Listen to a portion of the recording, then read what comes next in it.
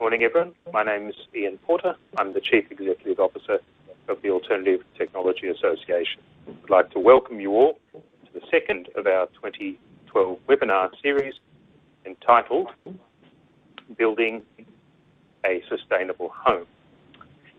Today we're going to hear from two speakers, Jeremy Spencer, who has been the designer of the home, and Elizabeth Wheeler, who has been lucky enough to live in it. I'll introduce both Jeremy and Elizabeth in a moment.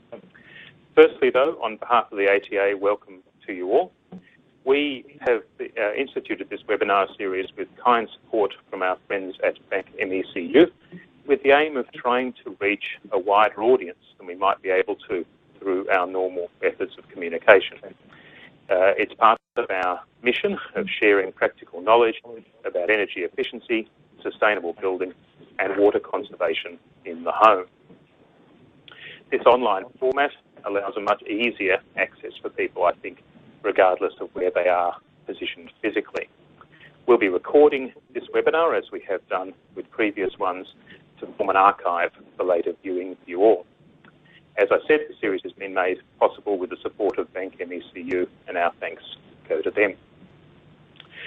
Quickly then moving on, our first speaker today is Jeremy Spencer. We're very lucky to have Jeremy with us today.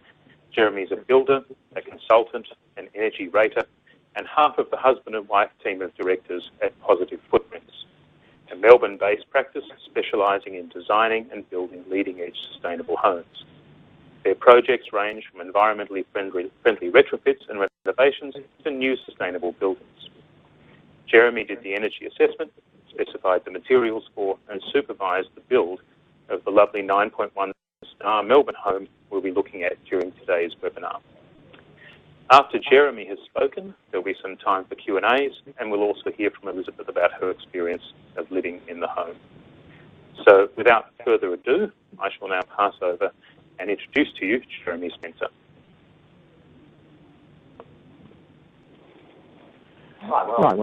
Thank you very much, Ian. I've been asked today to talk about a very special house that we finished last year. It came in at 9.1 stars, which is one of only a handful of houses across Australia which reached the 9-star level, and at a reasonably modest price. The house, actually maybe I should just start by saying what 9 stars means. The new energy rating system now goes up to 10 stars, with 10 stars being a house that theoretically needs no mechanical heating tools. So a 9-star house, quite close, and should use very little energy, so be very energy efficient. And maybe to put that in perspective as well, it should be 75% use 75% less energy than a 6-star house, which is the current criteria, and approximately 1/10 of the energy to heat and cool of a standard existing home.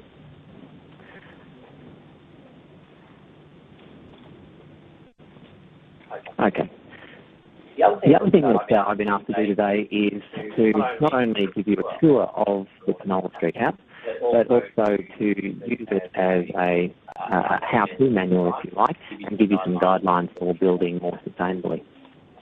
So it's probably good to start with what actually is a sustainable house, and at Positive Footprints, the way we like to think of it is that a sustainable house is simply one that makes the best use of the energy resources and energy flows available to the site.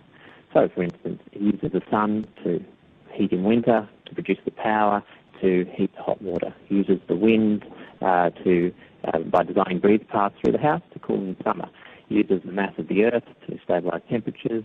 It uses the water that falls to be used efficiently in the house and on the gardens. It uses the gardens to produce nourishment and human habitat, and also to recycle waste. More broadly as well, not just on the block, it also looks at materials that go into that house and the impact that they have on the environment more broadly, and also on the internal environment, whether they off-gas nasty things for the inhabitants. Put that all together into a functional house, hopefully something that's beautiful and nice and light and bright, and you've got a place where people can thrive. And that's what we try and achieve at Positive Footprints. Okay, so when you're starting with if you're designing your own house or a renovation, you always have to have a brief. And the brief that we have here from our clients, Rodney, Elizabeth, and their little son, Eridani, was to provide a house that was in line with their beliefs and also didn't tread too hard on the environment. Now, they had a couple of worries. One of the worry was that their block is not very big. Even though this looks quite big, it's only half of the block that they have. I'm getting a bit of feedback in my ear. I'm not sure. Okay, so it's gone like good. Only half the block is theirs, but they still want to maximise the amount of food growing area. And for the spaces that they wanted, that really meant a double-storey house. The problem was that there was a flood overlay on the block, which meant that the first floor had to start 600 millimetres above the grass level that you see there. And they were very worried that their southern neighbour, that you can see in the picture, would be overshadowed by whatever they built. And there's no point building a high-performing passive solar home if it relegates the person on the south side to an energy-guzzling one. So this was the design that we came up with. You can see on the east elevation in the top left corner, we ended up going double-storey to minimise the footprint on the block and maximise the area for food production. But we sloped the roof instead of a standard hip or gable roof. We sloped it over to the north, and that allowed that winter sun to come over and still provide solar access for the neighbour on the south side. The north elevation is pretty typical of a passive solar design, lots of big windows in the north, photovoltaic, solar hot water. You can see there on the south side, directly underneath the north elevation, smaller windows, water tanks, grey water system. And there in real life, after some blood, sweat and tears from the Positive Footprints design team, we got there, and hopefully Elizabeth and Rodney and Eridani are now enjoying it. Okay, when you're designing a passive solar home, when you're designing a sustainable home, really the heart of it is passive solar design. And so there's only, it's very easy, it's 5 steps to passive solar design, that's not rocket science. So I'm going to go through them now and show you how some of the features of the house relate to the field. Okay, so the first rule is to point your house in the right direction, and the right direction is north and south. So there's nothing north half of the sky. Because we're in Melbourne, we're primarily in what's called a heating zone, so for most of the year we're trying to heat our house to the right temperature. In summer it does flip around the other way, but you'll get a lot of benefit to your overall energy expenditure by putting your living zones on the north side of your house, so that as the sun travels throughout the day, it can grab that heat, if you like. And if you then design the house correctly, it will hold that heat well into the evening hours and limit the amount of time that your heat needs to come on. I've also highlighted in yellow around the living zone. That shows where we have put insulation. So it's gone, as well as doing all the outside walls, we also insulate around the living zones so that we can then zone our heating. And also in this case, you'll notice that there's a sliding door to the bottom of the stairwell. With double stories, you always have the problem that heat tends to want to rise, and when you're trying to heat your living zone downstairs, it will rise upstairs and get very hot upstairs and cold downstairs. So that stairwell door is important there. Upstairs, this is just a floor plan of the upper floor. Once again, complete wrapping in insulation, if you like, of the living space to hold that temperature within it. You'll also notice that there are 2 voids. The voids are dwarf walls, and in those walls there are louver windows which maintain a connection with the downstairs, which is quite nice, but also are shuttable so that they don't just have uninhibited heat rise. You can determine whether you or not you want that ventilation from the downstairs to go to the upstairs. Okay, so that's the first rule, point your house in the right direction, orientate to north. The second one is to let in the winter sun and keep out the summer sun. So really what we're talking about here is windows. Once you've insulated the house, most of the energy gain and energy losses go through your windows. So you really want to maximise the performance of those windows, and it's one of the building elements that's very hard to change later. So I always try and get clients to put in the best windows that they can afford to have the longest-term effect on the thermal performance of the house. Now here we've got double glazed windows with a 14mm air gap. They're argon filled. We've got a low E coating on the inside face of the double glazing. We've also got frames are in timber. Timber is a very thermally resistant material, so good material to stop unwanted heat gain and loss. They're from a company down Geelong called Mold-Right Windows. Now, it's quite easy to go and put windows on the north side of the house, and that would work really well in winter, but you'll also want to shade out in summer. And that's on the next slide. Actually, the one after that.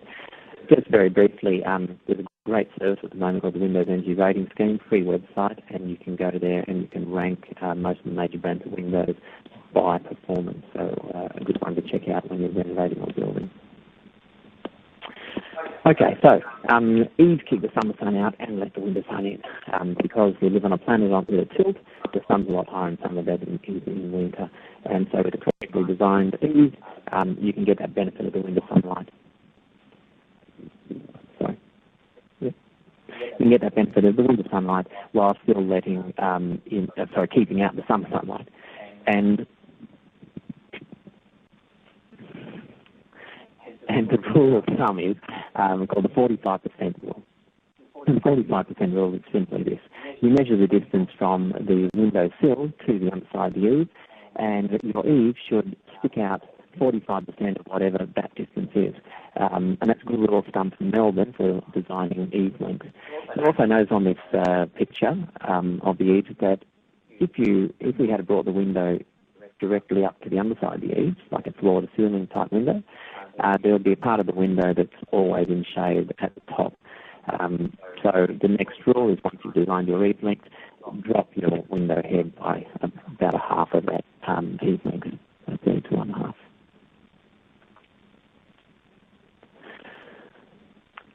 So pointing our house in the right direction, we've got good windows. The next rule of passive self-design is putting good insulation to keep the heat in winter, keep it out in summer. Now, it's a really easy one to say, and it sounds like a no-brainer, but it's really hard to achieve on a building site unless you push for it and let your builder know that it's very important to you. So what that means is, and this is all the insulation products we used on the Penola Street house, what that means is that with the wall wrap, for instance, you start from the base plate, go to the top plate, all the laps are lapped by 150mm and joined with a foil tape. This is very rare to see if you ever go to other building sites that there's any tape involved at all, and if it is, it's often duct tape that just peels off over time.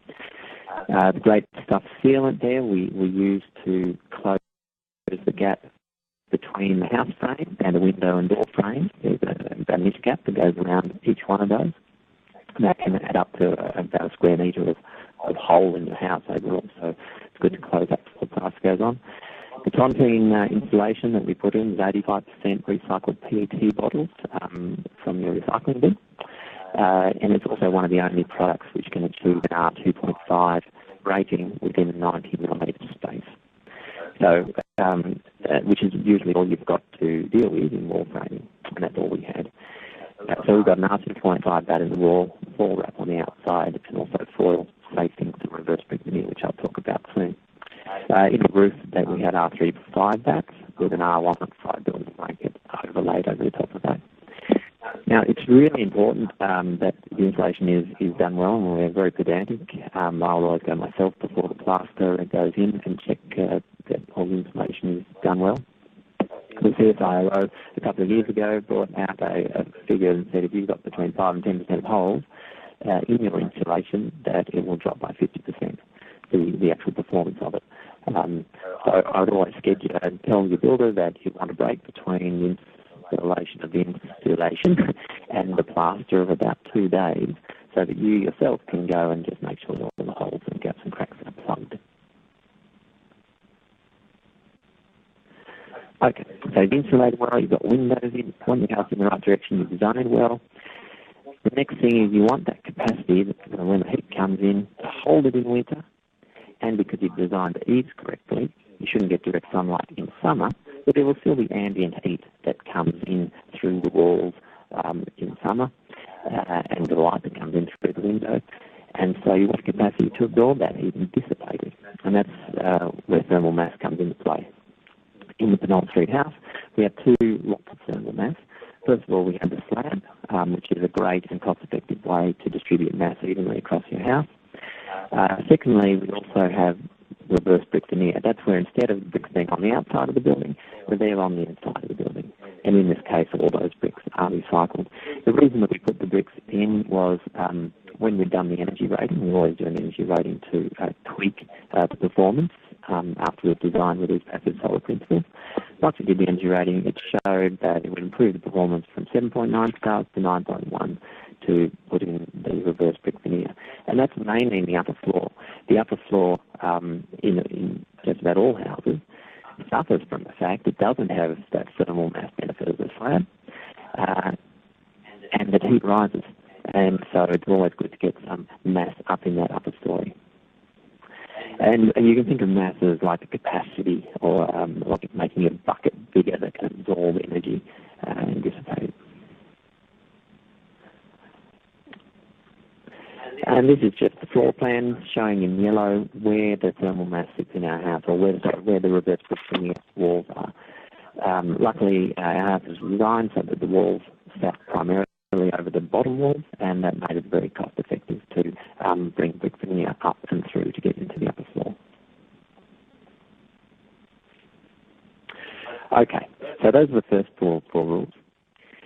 If you only do those first four rules, you'll perform really well in winter, but in summer what will happen is ambient heat will come through and your house will work well on the first day. The second day of plus 35 temperatures, the house won't work so well, and on the third day you'll wake up and it'll be hot to begin with. So it's very important to cool your mass down in summer. So this is where you start needing to take notice of where your summer breezes are. A very good resource for doing this is the Bureau of Meteorology, which has windrows for most of the locations in Australia. This is the windrows for Melbourne in the summer afternoon, and you can see at 3 p.m. there's primarily a strong southerly, and that's the sea breeze that we get. We're very lucky where we live. So the house floor plan, which I'll get to on the next slide, this one just shows how wide casement windows and bifolds can open up. We always choose casement windows where we can, because not only do they give you 100% opening, unlike awnings or sliding doors, but they seal well when you close them because they pull themselves against the seals. And also, if the wind's coming from the side, they can scoop it in. Okay, here's the floor plan showing the prevailing sea breeze, and showing how what we've done is try to align the windows on the south with windows on the north side. Windows on the back side of the prevailing wind should be bigger to encourage the wind through, rather than smaller, which would stop the wind coming in the first place. One thing I'll point out here is in bedroom 2 in the study, we were in a bit of a predicament because we had done a curved roof, which led to the implementation of round windows to go with it. The problem with round windows is they're ludicrously expensive to make open and close, so those are all fixed. But that has an impact on the ventilation. So what we did in the bedroom, the study, was put in a louver in the wall. You can see that in the next slide there on the section. A louver in the wall to allow that breeze path to go through. Similarly, because of the curved roof, we didn't have a south wall for the windows to go into, and so we got around that by putting in roof windows, and their curved shape actually channels the breeze along the top of the roof, and it scoops it in, so it works quite effectively. There it is in real life. Quite a simple piece of technology. And that's just the ventilation pathways for the upper floor. One thing I will note that those two voids that are on that floor plan, they have dwarf walls around them, and they also have louver windows. So you still maintain a visual connection to the downstairs, which is nice, but the louvers allow you to close those unwarranted heat rise or unstoppable heat rise from the downstairs, unless you want to use it.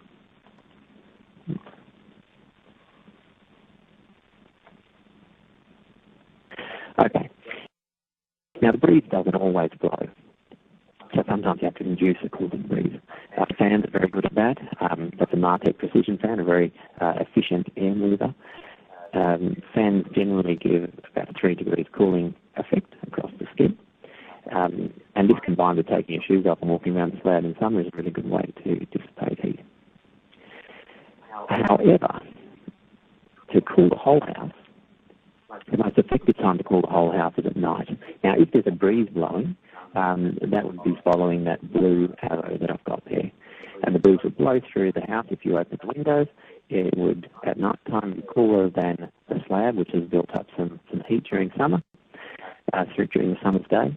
And some of that heat in the slab would go out into the breeze and would just then be taken out, and slightly overnight would cool down that way. However, there's not always a breeze at night. In fact, often summer nights are quite still. And so you can induce a breeze by working on the fact that hot air does rise and letting it rise. So what we've done here, you can open up those little windows that you saw in the previous photo, open up the roof skylight, open up the door to the stairs, open up windows up the top and windows down the bottom. What will happen is that the hot air will naturally rise. That will create a low pressure on the ground floor, which will draw cool night air in. That cool night air will settle across the slab and the reverse brick walls. Some heat from those elements will go into the air. That'll heat up. It'll rise. It'll draw in more air, and you'll get a convection cell happening, which will cool your house down passively throughout the night.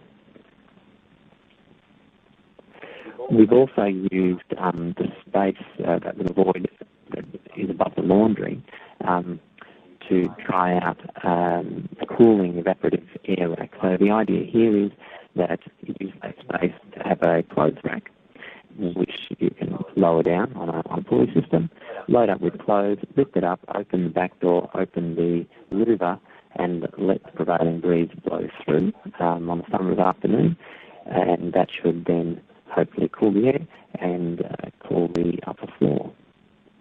I'm not sure yet, though, whether Elizabeth has installed the rack. That's the spot for you in a somewhat funky bathroom there, and you can see the little window up the top. Okay, so that's passive solar design in a nutshell. We would then take it one step further and run it through the Accurate simulation energy once we have the design, and that allows us to tweak further and improve each room individually to improve the performance overall. And doing all those things and designing well, you're probably going to offset around about 4 tonnes of carbon dioxide a year for the life of the house. So it's always a good place to start. However, that's only about a third of the energy that the house uses for heating and cooling. There's still 2/3 in the hot water and the appliances. So it's very important to look at the technology that you put into the house as well. So we've got the technology we've got in this house. A couple of them, LED and compact zero lighting throughout. That only uses about 1/5 of the power of a incandescent or halogen, more traditional lighting globes. And also the house is painted nice and bright colours, so the lights don't need to go on until it actually gets dark outside. Just another use of the newer lighting. There's an LED strip lighting. There's an LED strip lighting which is being routed into the back of the handrail. I should also point out the recycled timber treads and the marmoleum stairs. Now, on the wall over there, I've put a little green circle. There's not actually a circle in real life, but it shows the switch. One of those controls the power point, which that computer and printer and the scanner and other peripherals run off. That's called green switch, and another very simple bit of technology which we always encourage our clients to consider putting in. And it's just a way of minimising standby loads. Standby loads are those loads that appliances often have a standby mode, and it doesn't use very much power, but it's on for 24 hours a day. And so overall, it can be a significant amount of power that's on for no reason. These switches allow you, when you leave the area, just to flip the switch off and know that everything's gone off. So we often put them on computer areas and on home entertainment areas. Okay, I won't stay too long on this slide, but just to say that every star that you increase normally saves around 360 kilograms of carbon dioxide a year, according to Sustainability Victoria, and approximately $50 a year saving in running costs. And those are some great websites to check out. Okay, so once you put in good appliances and you minimise standby loads, bring good lighting, I guess, throughout as well, the next step is really to try and minimise your heating bill, so your hot water bill. You can see there we've got some evacuated tube solar hot water heater on the roof there.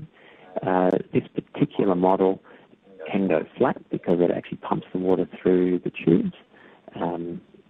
That's why it's not on an angle like other ones you see. And putting in a solar hot water system like that will provide, the sun provided about 75 to 80% of your hot water throughout the year. You save about 1.5 tonnes of carbon dioxide. Elizabeth and Rodney have also put on a 3 kilowatt photovoltaic system, which should produce enough power to offset another 5.5 tonnes or so of carbon dioxide a year. And with those two measures, I'd be very surprised if this house doesn't end up being a positive or CO2 positive, if you like. So that's the energy part of sustainable design. The next part is water conservation, collection efficiency, and reuse. I'll go over this quickly because I know that the last presentation that Adam did was on this. There's a picture with my finger in the way, but it does show the water tanks collected in the back of the house. The lovely thing about the curved roof shape, it makes it very easy to collect the water, brings it all to the one gutter at the back, and a couple of downpipes into the tank. The downpipes themselves have filters on them, tadpole filters, which is just a cassette style filter that you can take out and you can shake and clean off. The water in the house goes to flushing toilets, goes to running the laundry, and goes to external garden watering, and has mains backup. This is a nice little bit of technology called the red water valve. The red water valve sits in the hot water line, and it simply diverts that first lot of cold hot water that just otherwise is wasted down the plug hole. It diverts that where you want it, and we divert it to the water tank, which then flushes toilets and onto the laundry and does the garden taps. So, in effect, what's happening when you turn on the tap is a sensors in it, senses that it's not warm enough. Once it reaches 30 degrees or so, while it's not warm enough, it'll divert it to the tank. Once it reaches 30 degrees or so, it will then divert to the appliance or the tap. And once again, you should choose appliances with a high energy, high water rating star. Grey water in this house. Grey water is collected via gravity-fed Nilex grey water diverters, which are a great piece of very easy technology, and then that's funneled to the backyard, where I think Rodney and Elizabeth are going to plant fruit trees. It's all subsurface, so you don't come into contact with it, and there's no reservoir or pumps to break down or water held to go septic. And if you are using grey water, you should always check out the Rainfax Laboratories website, because they've ranked different detergents for their salt and their phosphorus content. Okay. Last part of this is really material choices, and it's often the poor cousin, I guess, of energy efficiency. But I think it's really important when you're building a house. It's one of those times when you're injecting the market economy with a large bit of money, at least to you. It could be hundreds of thousands of dollars. So why not use that to try and source products that are more beneficial for the environment and hopefully skew the market in a more sustainable direction. Some of the products we've used in the house The concrete is often high in embodied energy. To cement has to be smelted from limestone. It's very high in embodied energy.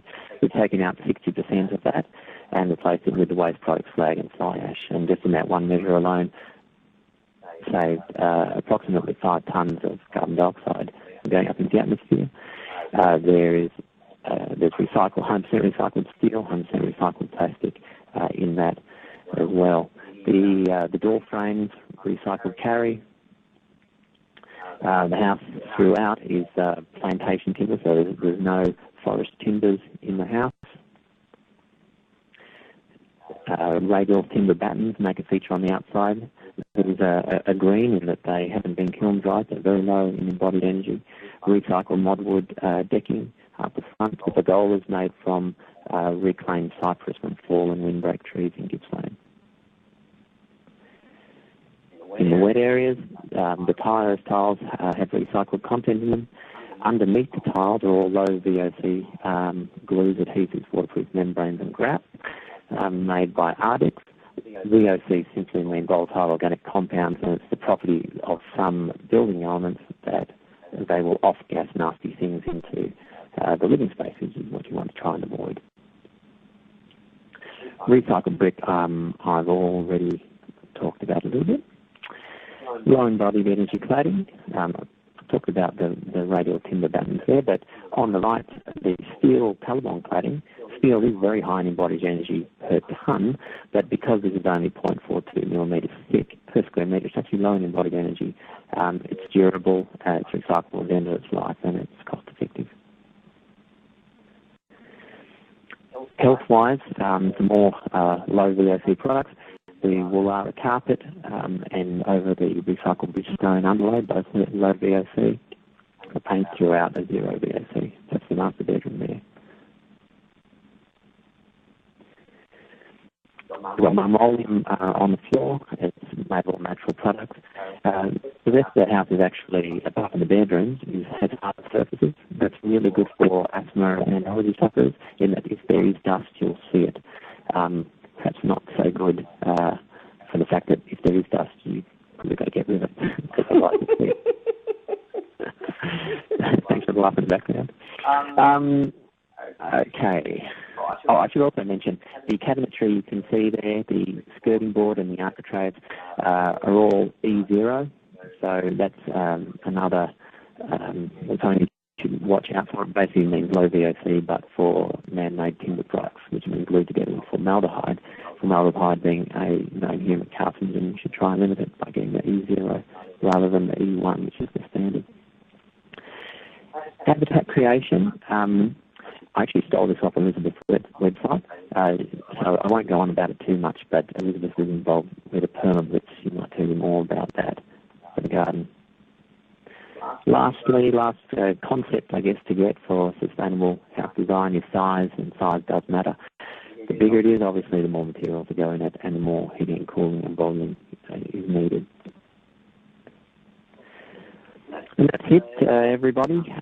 Thanks especially to Elizabeth Rodney and Marigani, who have been part of our journey, and for really being for all the environmental ideas that we had, and also for giving us some as well. So thank you very much. Thank you very, very much, Jeremy. That's been a fascinating journey through all of the sustainable house that you've designed. I'm going to ask Elizabeth Wheeler now to tell us a little bit about what it's been like to live in a beautiful, sustainable house. One of the messages that the ATA has always been very keen to give to people is that sustainability is not at all about having to live in a way that's unattractive or unpleasant or in some way not fun. While Elizabeth's talking, some of you may want to be thinking about questions. I've got quite a few that I have already stored away for Jeremy, some very interesting ones. Elizabeth Wheeler and her partner Rodney Lace have both been actively involved in a range of environmental activism areas over quite some number of decades. And so, of course, when it came to building their own home, it made sense for them to try and walk the talk as far as their budget would possibly allow. Very much what we like to talk about here at the ATA. They bought their piece of land in suburban Preston, about 9 kilometres north of the city centre of Melbourne, for those who know it, about 6 years ago. Elizabeth and Ronnie spent a long time thinking, reading and plotting about sustainable house design, as we all tend to do, before, fortunately for them, engaging Jeremy and Positive Footprints with a brief that included an absolute minimum of a 6-star energy rating. Elizabeth, Rodney and their son moved into their completed home a year ago, and maybe you'd like to share a bit of your experience in the home with us now, Elizabeth. Oh, thanks, Ian. Thanks, everyone, for logging in. It's really great to have this opportunity to talk about the house. I thought I'd just reflect on a few of the things that people often ask us when they come to visit, or when we've had sustainable house days we did last year. So, as well as those, if I don't touch on things that you're interested in, please ask the questions of Ian, and they'll come through to us as well. One of the first things I'd say is that when people walk into the house, they almost always comment on the temperature, regardless of whether they know that it's supposed to be an energy efficient house or whatever.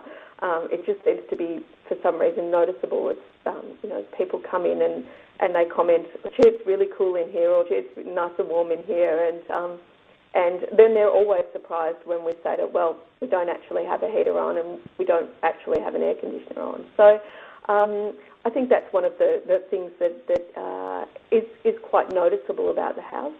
We're still working on getting the temperature right. You may have read in Sanctuary magazine that we are thinking at the moment about introducing some mechanical heating. It's warm in here. It's not quite warm enough to sit comfortably and read a book without being quite layered up. And I think for those nights when we want to just have a really quiet, calm, peaceful evening, we would like to just be a little bit warmer. So at this stage, we're thinking of either introducing a small gas heater or a reverse cycle air conditioner. It's a little hard to tell at this stage, temperature-wise, regarding the cooling, because it's been a kind of an odd summer in that regard. So at this stage, it's been manageable, even on the very hottest of days. So that's the first thing in terms of temperature management. I would say that I've probably spent more time opening and closing windows and thinking about where the wind is coming from and is it hot or cold than is it hot or cold outside than perhaps most people would. So that it's not the kind of house that if you're really disengaged from the weather and you're really disengaged from your house, this wouldn't be the kind of build for you. But I really like that. I really like that it makes me think about myself and the weather. So in that sense, it really is fine for us. So we open windows to let cooling breezes in. Occasionally, I forget that we've got a stack of my son's art projects all around upstairs, and it's a windy, gaily morning, as it's been in Melbourne a lot quite recently. And I get woken in the morning by stuff flapping everywhere. Those are some of the things that I think we'll get better at over time. But for now, it's a bit of a challenge. But we're getting there, and certainly also opening and closing blinds is really important. They don't get calculated into the energy rating because they're not a fixed part of the building.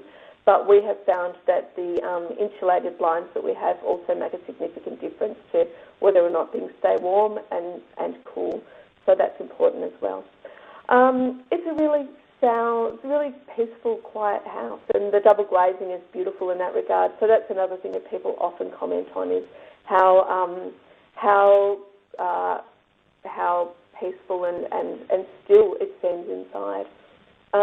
The reverse brick veneer also gives the house a real solidity that we were concerned. We went and looked at quite a few project homes before we settled on a custom build.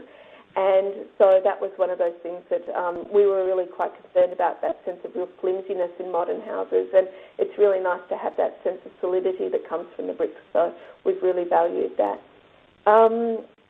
The indoor air quality as well is something, it's just nice to have peace of mind around that. So we probably went, that was something that we spent a lot of time thinking about and researching about and trying to make sure that the products we were buying were low VOC. that's not just the air quality, it's also in terms of what sorts of pollutants end up in the water table and, runoff from the building process and also wastewater. So there were those things to think about as well. So we feel really great about what we've done in terms of the low VOC, low toxicity products in the house. Probably the last thing that I wanted to comment on was that sometimes people come and look at our house and they think it's fantastic. They also feel a little daunted by the amount of effort or work that has gone into it. And that's certainly true. It did in some senses become a bit of a labour of love for all of us. And I enjoyed that.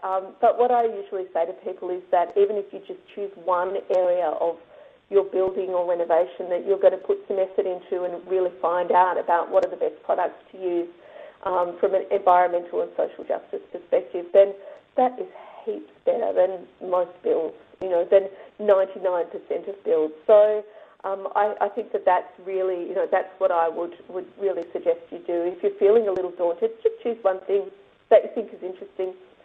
It might be your bathroom tiles, or it might be, your cladding, or it might be your insulation or your windows, whatever. So that's a way of making it a bit more manageable.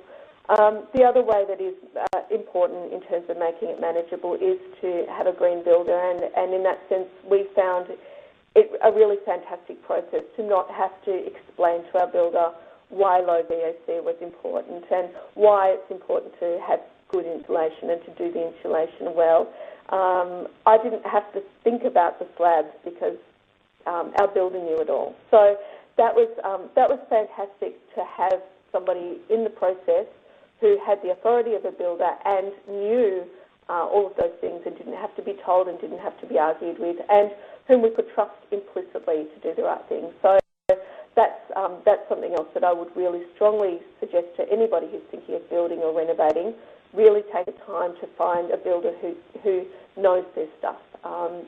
And if only because the more we keep pressing for that, then the more builders are going to go out and learn their stuff. So I really suggest that as well.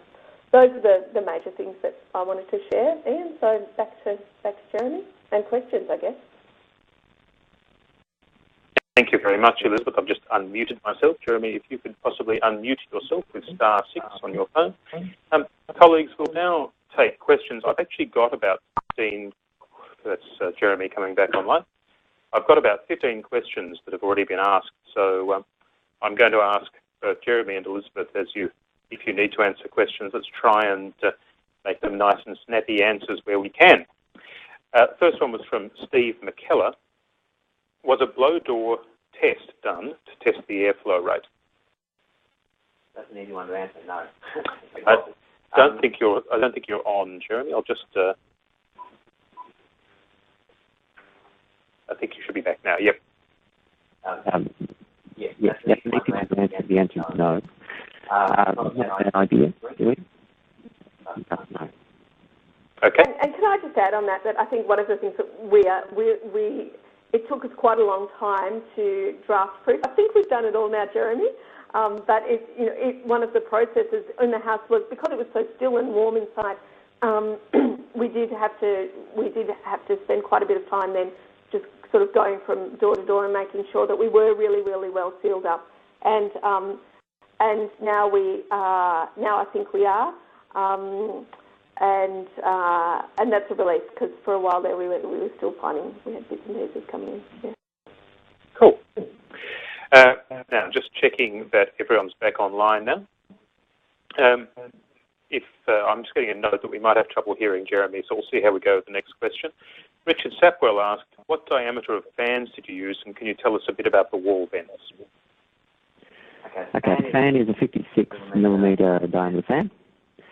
5 bladed actually, I think.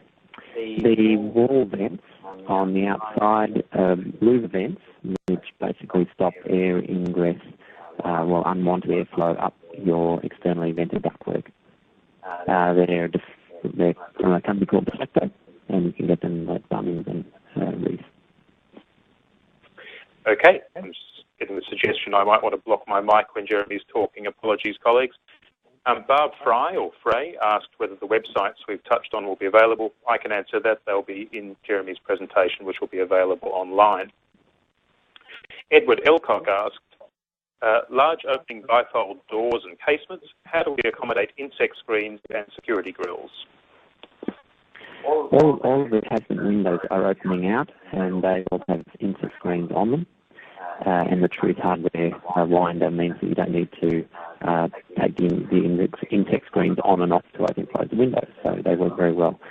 The bifold, this one doesn't have a screen on it, but the Centaur E to ES2 or ES3 would be a good product to put on. And there's a range of other manufacturers who make fly screens that can cover bifold doors up to about 6 metre openings.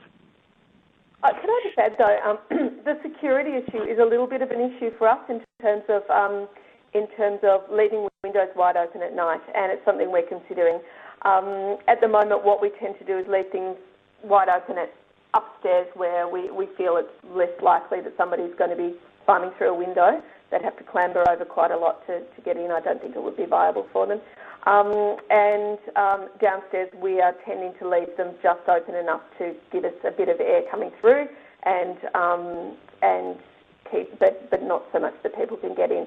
I'm still likely to investigate some other options for security in that regard, but I don't like the grills, so I'm not quite sure what we'll do.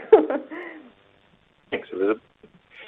Zoe Malanova wrote in, energy-efficient fixtures don't count towards the rating, and does embodied energy? Just checking on those two. No, it doesn't. It's sort of in the too hard basket for legislators, and I can understand why. A brick which has a certain embodied energy in Melbourne, if the same brick is used in Perth and it's transported all that way, has a different embodied energy. So it is hard to regulate hard and fast rules about it. No, the star rating is only on the thermal performance of the building fabric, really, of the building. And Mark Sanders asked, in line with that question, did the PV boost the rating, or did the house reach 9 stars on its own?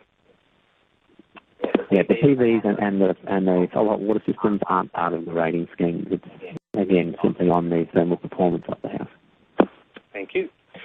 Jeremy Critchard asked, how have daytime light levels been considered and a reasonable level been ensured in the built design? I guess more through experience than anything else.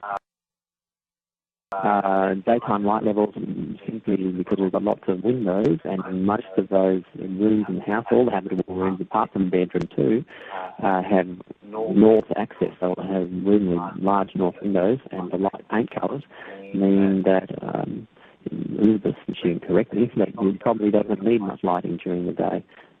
What do you think, Elizabeth? No, we the other day when it was really dark and stormy, we had our kitchen lights on for a short while. Other than that, we pretty much would never have lights on during the day. It's never even occurred to me. No. It's quite funny. I feel like I'm doing the Pledge of Allegiance here, colleagues, as I do this. Jeremy, it might be easier if you actually just use the telephone to your ear to answer questions for a little bit now. So take the headphones off and we'll see how we go. Now, we've got a question from... a follow-up question from Jeremy Critchard, who had the daytime lighting questions, just in terms of outlining, and a couple of people have asked this, what sort of internal window furnishings did you use and what was cost-effective? Well, we used, it was the Luxaflex Duet blinds that Rodney and Elizabeth looked at and liked. They're a lovely blind in that they've got a honeycomb profile if you look at them side on, and so basically when you open them you create a whole lot of still air spaces, which are very good for insulation. They also fit quite tightly within the frame of the window itself, and there's no gap at the top. You don't need pelmets at the top, but there's still no gap for air to fall down the back of them, which can often be the problem with curtain rails. So they're not part of the energy rating scheme. They're not part of the 9-star performance, simply because the legislators, in their wisdom, have considered them fashion fixtures that will come and go with the life of the house. but they do definitely improve the performance of the house, as Elizabeth said before. Excellent.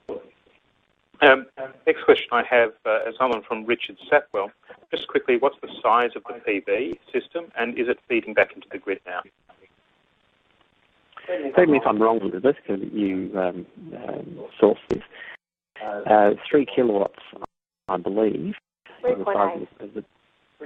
3.8. Wow, well done. And is it feeding back into the grid? Yes, it's feeding back into the grid. And I'm hoping, have you got any bills back yet? We're expecting a credit from Origin at the moment. I will say it's been an absolute nightmare to get the cheque actually happening, but I believe it is coming. And that's for $774. So, yes. So, yes, for the quarter. So Doing well with 3.8 kilowatts. So, we had a question from Shay Parker McCashin, an architect working in Brunswick, working in the sustainability space, who says he finds meeting 6 stars okay, but what can get you those 3 extra ones to take you up to 9? What was particularly special, Jeremy, here? Well, first of all, trying to get most of your rooms to have solar access. That will take a lightweight home at least up to 7 stars. Make sure you're on the slab. The waffle pods also give an insulation under the slab, which improved probably about another half a star on the rating. We find that to get beyond 8 is hard in completely lightweight construction, and that's when you have to start putting in more mass, especially in double stories. As I said before, the upper story often suffers from the fact that it's got a lot of the volume. Well, it doesn't have the same mass interacting with it as it does downstairs. So single-story houses tend to perform better, as a general rule, than double-story houses. So hopefully that'll some pointers. Excellent. Thank you very much, Jeremy. I've had a couple of questions about floor materials. 2 I'll ask you at the same time. One from Lucas White. Does a slab still give you benefits if you nail or glue timber boards over the top? And another from Richard Sapwell. Is there insulation between the floors, and if so, what are ratings? Yes, the slab will give you benefit if you put timber floor over the top. However, it will give you less benefit. Anything that you do to stop that slab interacting with the internal floor area will limit its performance. So if you put carpet over it, it's going to be worse for the thermal performance than a dense timber, which will still allow some interaction. If that timber, however, is battened over the top and there's an air gap on the underside, then that will, again, make it a little bit worse for thermal performance. So if you are putting timber onto a slab floor, I'd probably go for a direct stick method. Get yourself a Boss Stick low VOC waterproof membrane, put it down, and then the Boss Stick, well, I can't remember the name of the glue, but they've got the VOC ones to direct stick it, and that will allow for the slab to still function reasonably well. And a dark dense timber would be the one to choose, rather than a light soft one. And between the ground and the first floor? Yes, we've got an R2.5 bat stuck to the underside of the floor upstairs for 2 reasons. One, it does zone the house and try to limit the heat going upstairs, but it also limits the amount of echo effect of people walking on the floor upstairs. Excellent. A couple of questions on the concrete with the fly ash. Firstly, there's been some issues in the US about safety. What's your perspective there, Jeremy? I think the jury is still out on the safety, and I think a lot of it depends on the coal that was originally burnt and what impurities were in that coal as to what impurities end up in the fly ash. I think once it's locked in, I can't see particularly how those chemicals will come out. I dare say it's more important.